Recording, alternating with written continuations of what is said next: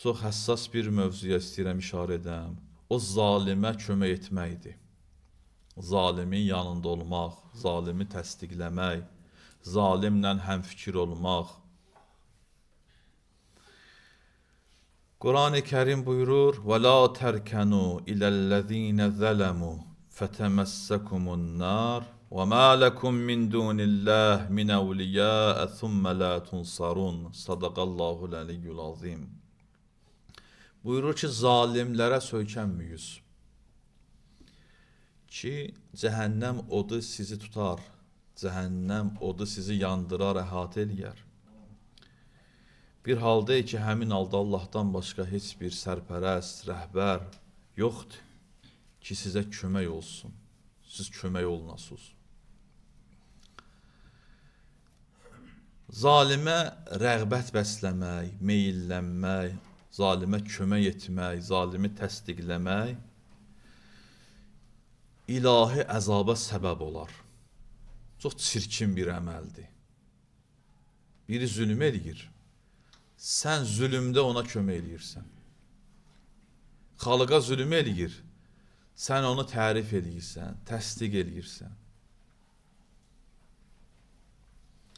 Bu barədə çoxlu xütbələr danışmışıq, illər, aylar öncə. O deyilən məsələlərə işarə etməyəcəm. Quran buyurur ki, zalimlərə söykənməyiz. Və la tərkənu. Rukun. Rukun, yəni sütun. İnsan sütuna söykənir. Ya məsələn bir evin sütunları olur, dirəkləri olur. İnsan dirəkdən yapışır, dirəyə söykənir. Burada bu mənadır ki, yəni zalimə zülmdə kömək etməyiz. Zalimə zülm etmədə şərik olmayız. Çünki bu əməl, zalimə söykənmək, müsəlmanların kimliyin, hoviyyətin, şəxsiyyətin məhv eləyir. Və cəmiyyətdə zülmün qüvvələnməsinə səbəb olur. Baxanda hələ bu cürdür. Görsən, bir adam baxır, bir uşaq baxır, bir gənc baxır ki, bu adam xalqın pulun yeyir, haqqın yeyir, millətə zülm eləyir. Başqaları da çıxıb onu tərifləyir. Evdə ata tərifləyir, ana tərifləyir, ruhani minbərdə onu tərifləyir, nə bilim, cəmiyyət tərifləyir, hamı kömək eləyir. Gənc nəsil baxır, başqaları baxır, deyir, belə olan halda gələ biz də bu cür eləyək də. Bu zülm eləyir, millət onu tərif eləyir, təsdiq eləyir. Zülmdə onu təsdiqləyir, zülmdə ona kömək eləyir. Gələ biz də kömək eləyək, biz də zalim olaq. Cəmiyyətdə zülm ayaq tutub yeriyir, yayılır zülm. Zalimi təsdiqləmək, zalimə söykənmək, zalimə kömək etmək insanları zülmə təşviq edir, həvəsləndirir. Zalimlərin sayı çoxalır. Belə olduğu halda bir də baxırıq görürük ki, cəmiyyətdə hamı zalimdir ki. Zülm baş alıb gedir ki.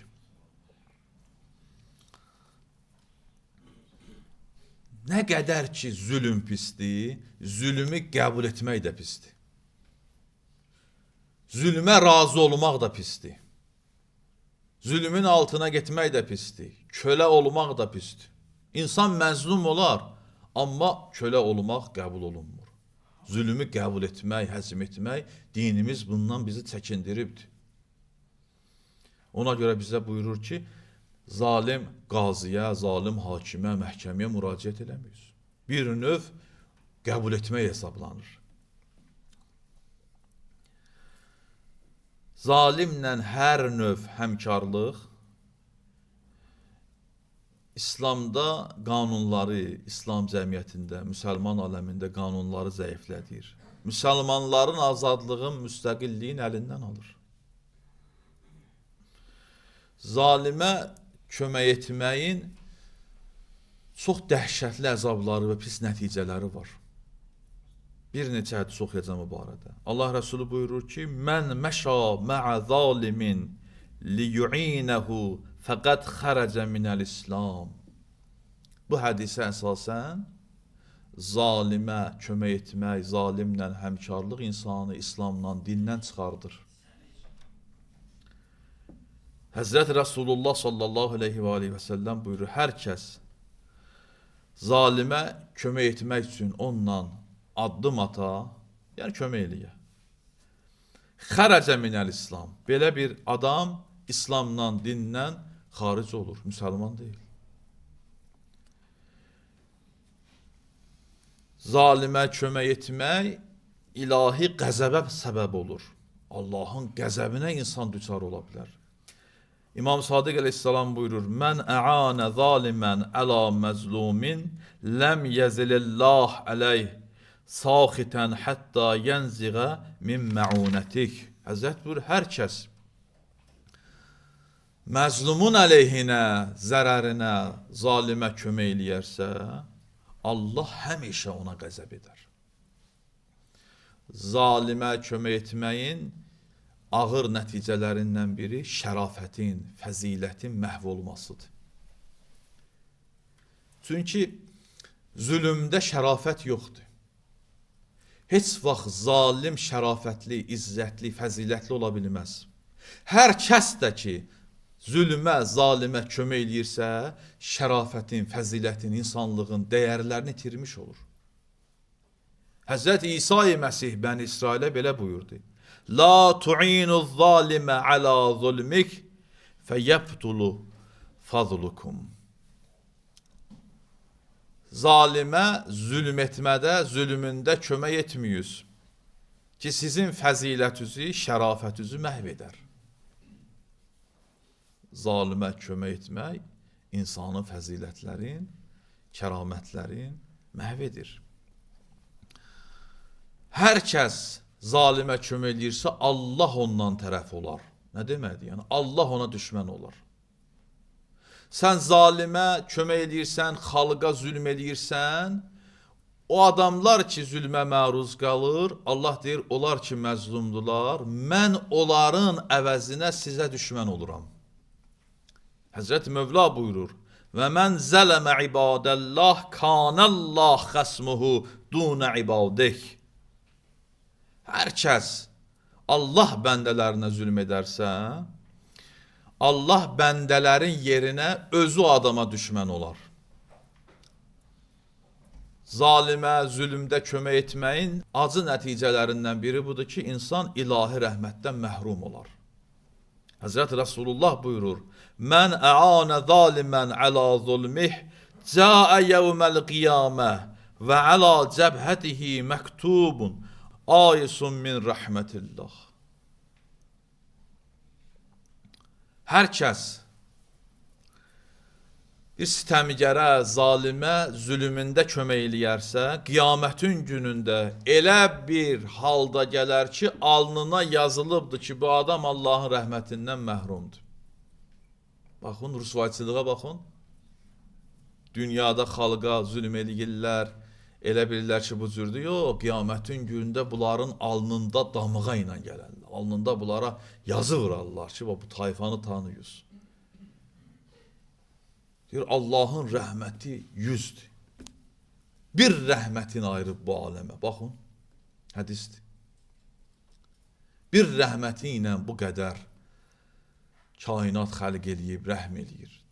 Qalan rəhmətin saxlayıbdır qiyamətə. Elədir? Amma bu tayfa o qədər mənfur tayfadır ki, nifrət olunubdur bu tayfaya. Allahın o qədər geniş rəhməti bunlara yetişməz. Zülm ediblər, zülmə kömək ediblər.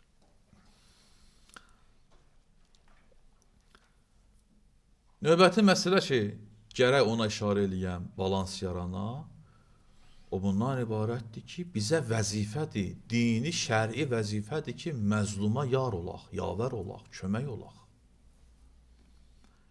Allah Resulü buyurur, mən məşə ma'a mazlumin hatta yuthbitu lahu haqqah thabbatallah qadameyhi yevme tezillul aqdam. Hər kəs bir məzluma kömək etmək üçün ondan qədəm götürəm. Gedək səni düşür. Ondan bir istiqamətdə ola.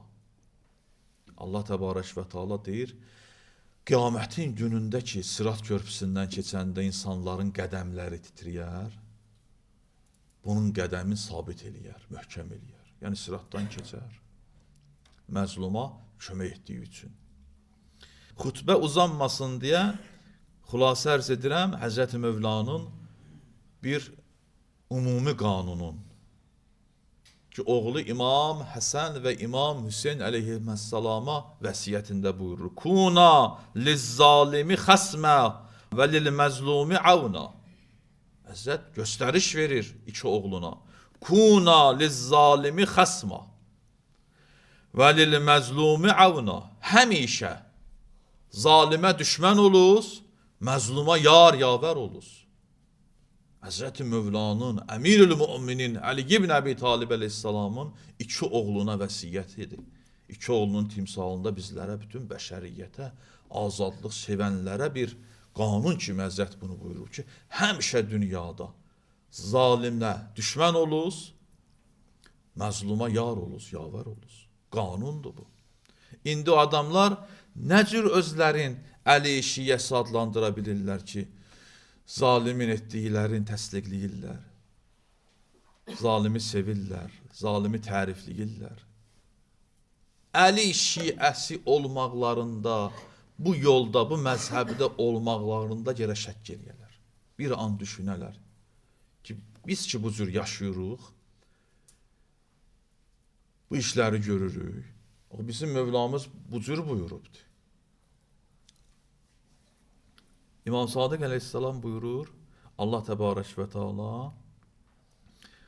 qiyamətin günündə 4 dəstiyə nəzər salar, inayət eləyər. 4 dəstiyə baxar, lütf eləyər. Ərbə'atu